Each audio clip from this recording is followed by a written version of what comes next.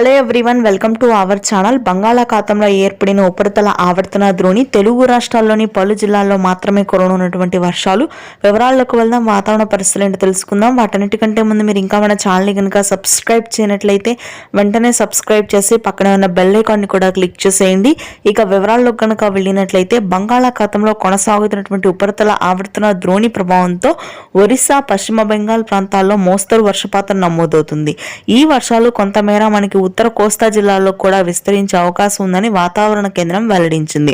ముఖ్యంగా ఉత్తర కోస్తాలోని శ్రీకాకుళం, విజయనగరం, విశాఖపట్నం ప్రాంతాల్లో ఏప్రిల్ మొదటి వారంలో తేలికపాటి జల్లులు నమోదవుతాయి. గుంటూరు, కృష్ణా, కోనసీమ ప్రాంతాల్లో ఆకాశం మేఘావృతమై చిరుజల్లులు కురిసే అవకాశం ఉంది. గుంటూరు, కృష్ణా, కోనసీమ ప్రాంతాల్లో తేలికపాటి జల్లులు మాత్రమే నమోదవుతాయి. ఆకాశం మేఘావృతమై ఉంటుంది.